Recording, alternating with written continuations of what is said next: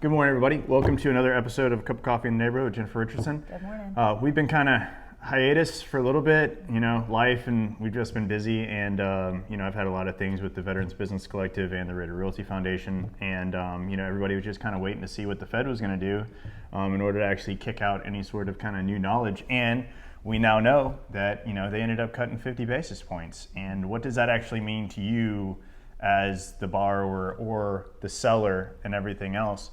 And ultimately what kind of happened is there was a nice dip for a little bit in interest rates, and then they've kind of started to rebound because obviously we don't live in a isolated place, you know what I mean? Like there's globalization now, and there's always things and people that are going to be doing things that affect us. Like for instance today, like China decided to make some monetary policy, and that monetary policy is affecting our economy. So there's always going to be some ebbs and flows. But if you actually looked about, what Jerome Powell said at the conclusion of his meeting, he's going to say, it's dependent, and he's going to see what happens in the future. And, right now, honestly, the Fed's actually talking about inflation might be too low. So they might have to actually, pause kind of what their overall plan is again. So I think the future is just really unknown.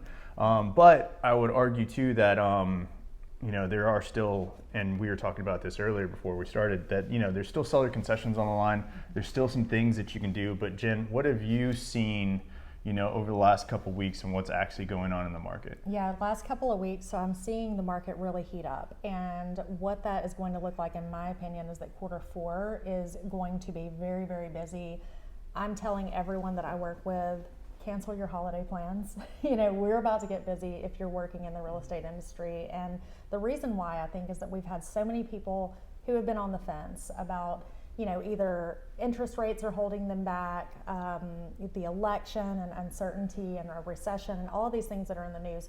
But you also have this natural ebb and flow of when things typically kind of slow down because your kids are going back to school or you're vacationing or whatever that looks like. So what I'm seeing personally is that clients who have been on the fence in my pipeline are rapidly jumping back into the market. I'm also receiving a lot of inbound leads coming into the area saying, hey, I'd like to buy something. So with that being said, what I think that's going to translate to are fewer days on market than we've seen. We have seen an extension of that.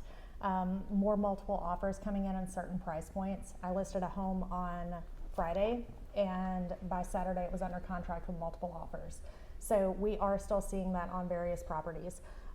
What I think that we're also going to see are, with more demand, we've seen the supply increase, so we're going to see more demand in the marketplace. And what I'm seeing are that builders are now clawing back some of those really attractive incentives that they've been offering. Some examples of that are higher commissions being paid to agents to incentivize that agent to bring their buyers. More closing costs. Some builders were paying up to $10,000 to their buyers for closing costs, which is an obscene number, quite frankly. Buying down lower interest rates, and then adding into cash that you can put into upgrades in these homes. They are slowly, one by one, clawing those back into a more moderate incentive, which is something similar to what we saw around 2018, 2019 before the pandemic. Now, I think that it's going to take a while for the resale market to follow suit. So I do still see sellers who have been on the market for 45, 50, 60 days saying, hey, we're incentivizing the buyer to come in. We're willing to do seller paid concessions, make due diligence requests, things like that. So I still think it's a really phenomenal time to buy, and I would recommend that if someone is on the fence, go ahead and get in now, because we can always adapt to whatever interest rate is being offered, but we cannot claw back pricing. And if you're spending all of your liquid cash in a bidding war for a high due diligence or overpaying or making up an appraisal gap, that's going to come into an issue. It's going to feel like 2020, 2021, 2022 again. I think that we are going to see more of those appraisal gap addendums having to come into play as well. So it's my prediction. Yeah, which is all to me like, a layman doesn't really understand how all of that works and the actual documentation that you're signing and the repercussions of that documentation that you're signing. So once again, I've already been preaching this a bunch of times. This is why you need a buyer's agent. Buyer's agent's going to be like, oh, by the way, that one sentence in that addendum is going to mean that you have to come to the closing table with X amount of money, and you're not necessarily going to understand that. Yeah. So definitely always have a fighter in your corner is what I always say. 100%. And I tell people too that I'm working with, you're going to find the house yourself as a buyer. I mean, that's just the way it is. You're looking on Zillow or wherever, you are going to find the house that you want to buy. You need to have someone in your corner who's able to get you that home that you want and to be able to navigate all the intricacies of that transaction. And then, future concept wise and everything else, like there's no telling. Some people think that, things are going to keep trending in the right direction, but I mean, I think history would kind of tell you that, it can go either way. The future is very unknown. And right now, like, we're in the midst of an election cycle right now. So, and we have two very different people that are running for That is such a diplomatic way of saying that. Yeah, very different outlooks on the future, and I mean it's gonna play a role. And it might be my 2 cent political thing, but I mean vote for whoever the hell you're going to vote for, but actually get out there and vote. And I mean, November is coming up, and I always make a big vote post because I mean just participate in our democracy because it's very important that you do so. So if not, you don't have a say. And a lot of people fought and died so that you could, honestly. So you should vote.